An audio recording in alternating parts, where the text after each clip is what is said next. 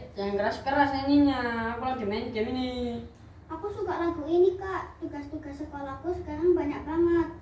Tapi Tuhan Yesus membantuku terus. Iya, kakak juga tugasnya banyak, Dek. Tapi kok kakak malah main game terus? Kan hari Minggu, Dek. Oh iya ya, Kak. Ini kan hari Minggu waktunya biak. Yaudah, yuk, Dek. Kita biak dulu. Ayo, Kak, kita sapa teman-teman biak Petrus dulu, Kak. Halo teman-teman semua, bertemu lagi dengan saya Kena dan adik saya Kety. Mari teman-teman, sebelum mulai biak online kali ini, kita buka dengan bernyanyi bersama ya, biar semangat.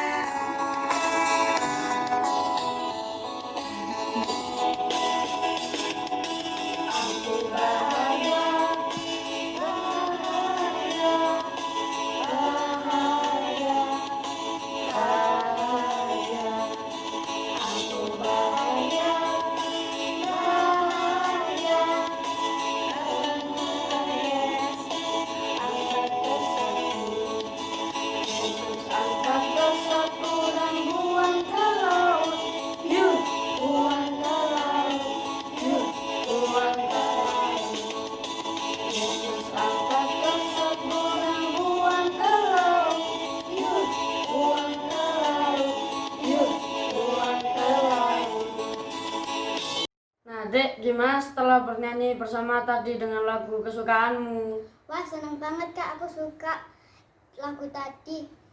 Sekarang setelah bernyanyi bersama, kita ajak teman-teman kita untuk menyapa Tuhan dulu melalui doa, yuk.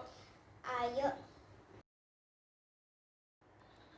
Dalam Bapa dan Putra dan Roh Kudus, amin. Tuhan Yesus, sahabat kami bersyukur kepadamu karena kasih-Mu begitu besar kepada kami. Kami mohon berkatilah dan terangilah akal budi kami, agar kami mampu memahami sabda-Mu, dan sabda-Mu dapat kami laksanakan dalam hidup kami sehari-hari. Engkaulah yang hidup dan berkuasa kini dan sepanjang segala masa, amin. Santo Petrus dan Paulus, doakanlah kami, amin. Dalam nama Bapa dan Putra dan Roh Kudus, amin. Kak, kita sudah berdoa dan bernyanyi bersama teman-teman tadi, sekarang apalagi ya, Kak? Minggu ini kita akan mendengarkan cerita tentang sarana liturgi gereja. Apa itu, Kak, sarana liturgi gereja? Kakak juga belum paham, Dek. Mari teman-teman semua, kita dengarkan apa saja sih yang menjadi sarana liturgi gereja itu. Penjelasan ini akan dibawakan oleh Suster Nelly CB dari Yayasan Tarakanita Surabaya. Ayo kita simak sama-sama ya videonya. Ayo. Welcome to Sunday School anak-anak. Anak-anak yang terkasih, hari ini kita akan kembali membahas tentang kelengkapan-kelengkapan yang ada dalam gereja Katolik. Kalau pada minggu yang lalu anak-anak sudah membahas tentang salib dan patung Bunda Maria, nah pada kesempatan hari ini kita akan membahas tentang lilin, air, dan minyak. Anak-anak, mari kita dengarkan pembahasan tentang lilin. Lilin merupakan simbol terang, dan pada saat perayaan Ekaristi biasanya lilin altar dinyalakan. Lilin itu menjadi lambang kehadiran Kristus yang adalah sang terang dunia. Anak-anak nanti bisa membacanya dalam kitab suci Yohanes 8 ayat 12. Ketika lilin dinyalakan, lilin itu memberi cahaya. Nah, anak-anak, cahaya lilin melambangkan pengorbanan dan kasih. Lilin yang membiarkan dirinya terbakar habis merupakan simbol pengorbanan dari Allah sendiri. Dan cahaya yang dihasilkan menerangi seluruh isi kegelapan merupakan kasih Tuhan Yesus yang menerangi seluruh umatnya. Nah, di dalam perayaan Ekaristi atau di dalam misa, lilin juga digunakan baik sebagai cahaya di altar, cahaya di tabernakel, atau pada saat perarakan masuk dan keluar bersama dengan imam yang biasanya lilin dibawa oleh Miss Dinar, dan pada saat pembacaan Injil oleh imam, dan yang terakhir biasanya dipakai untuk pada saat pembagian komuni. Nah, sekarang kita akan membahas tentang air suci. Anak-anak, bagi umat Katolik, air berkat atau air suci bukanlah sesuatu yang asing, ya. Air di dalam gereja Katolik mempunyai arti penting. Salah satunya sebagai simbol kehidupan, juga sebagai simbol pembaharuan. Kenapa disebut air suci, anak-anak? Nah, disebut air suci karena air suci itu telah diberkati oleh seorang imam atas kuasa Roh Kudus. Jadi kita tidak boleh sembarangan, misalnya air yang ada di rumah kita bawa ke gereja udah disebut air suci, tidak seperti itu. Nah, syarat untuk disebut air suci adalah diberkati oleh imam. Air suci juga digunakan untuk berbagai hal. Biasanya saat kita dibaptis menggunakan air, saat berkat rumah juga menggunakan air suci, atau pada saat pemberkatan benda-benda rohani yang lainnya. Air juga amat bermakna di dalam iman Katolik, anak-anak. Nah, pada awal dunia ada air, anak-anak juga bisa melihat di dalam kitab Kejadian 1 ayat 1 sampai dengan 2. Dan penyelamatan umat Allah juga melalui air, melalui Laut Merah, ya. Anak-anak nanti bisa melihat kembali kisah penyelamatan umat Israel di dalam kitab Perjanjian Lama. Lalu air juga sebagai lambang pertobatan. Nah, Yesus mengajarkan untuk masuk kerajaan Allah, orang harus dilahirkan dari air dan roh.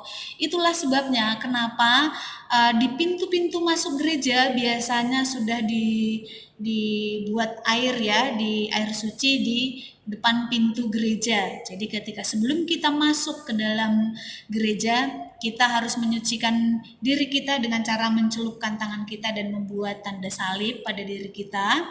Nah, ini sebagai simbol untuk penyucian kita masuk ke dalam rumah Allah yang kudus. Dan yang ketiga, kita akan membahas tentang minyak. Anak-anak, dalam kehidupan sehari-hari, minyak itu melambangkan keharuman, kesegaran, dan kekuatan, dan juga pelantikan, ya. Di dalam gereja Katolik ada 3 jenis minyak suci yang dipakai di dalam liturgi gereja. Yang pertama, minyak OC. Minyak OC itu minyak untuk katekumen. Dan yang kedua OI. Nah, yang kedua ini digunakan untuk mengurapi orang sakit atau minyak untuk orang sakit. Dan yang ketiga adalah SC. Ini minyak untuk calon krisma. Ini fungsinya untuk mengurapi baptisan baru atau calon imam dan calon uskup. Minyak suci ini, anak-anak, berasal dari minyak zaitun murni atau bisa juga dicampur dengan minyak balsem. Ketiga minyak itu harus diperbaharui setiap tahun agar tetap segar. Nah, sisa yang masih ada biasanya dibakar, ya, jadi tidak boleh disimpan sendiri. Lalu minyak ini juga diberkati oleh Bapak Uskup setiap tahun di dalam misa Krisma. Kalau anak-anak memperhatikan, biasanya setiap Kamis Putih para imam mengadakan misa Krisma, ya, yang dihadiri oleh seluruh imam. Nah, pada saat itulah ketiga minyak ini diberkati.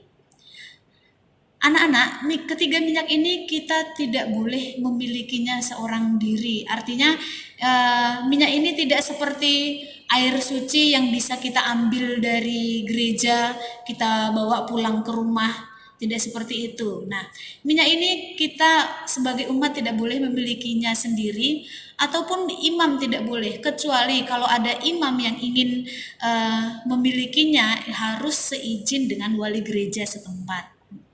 Dan yang lebih penting lagi anak-anak, minyak ini harus disimpan di tempat-tempat yang aman dan hormat ya. Baik anak-anak, itu tadi penjelasan dari suster tentang lilin, air suci, dan minyak suci. Semoga kekayaan kelengkapan-kelengkapan yang ada di dalam gereja Katolik ini semakin membuat anak-anak semakin mencintai iman Katolik, karena begitu banyak simbol-simbol yang semakin menumbuhkan iman kita akan Tuhan itu sendiri. Terima kasih, selamat hari Minggu, salam untuk keluarga di rumah, dan tetap stay at home. Dadah!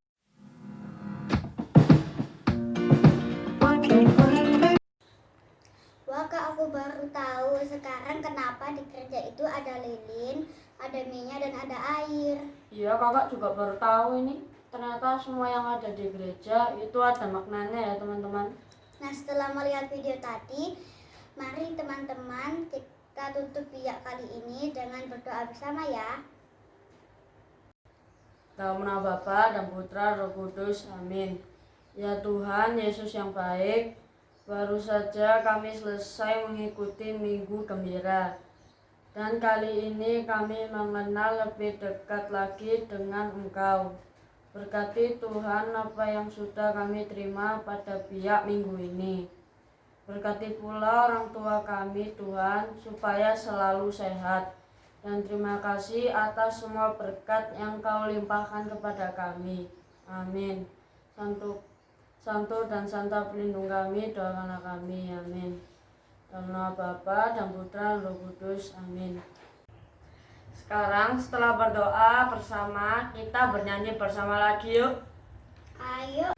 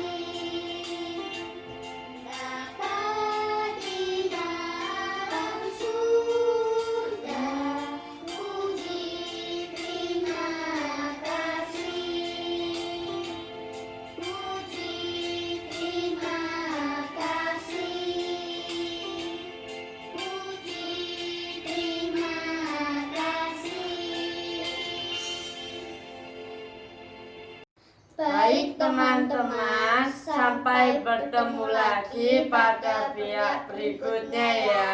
Dadah.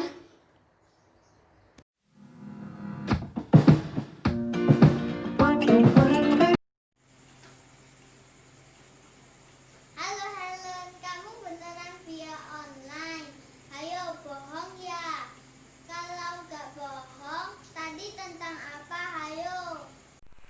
Gak bohong kok. Tadi kan ada suster yang menyampaikan tentang lilin, air, dan minyak kan? Benar kan? Aku gak bohong. Aku juga lihat kok. Oh iya Len, itu tadi suster dari sekolahku loh. Wah, ternyata Helen anak Tuhan yang baik deh. Ternyata lilin, air, dan minyak itu ada artinya ya. Aku jadi ingat fotoku waktu aku dibaptis dulu juga pakai air suci. Iya Mbak Tata, kata mamaku dulu aku juga dibaptis pakai air suci. Mbak Tata, terima kasih ya sudah menemani aku nonton via online. Sampai ketemu lagi. Dadah. Sama-sama. Dadah Helen.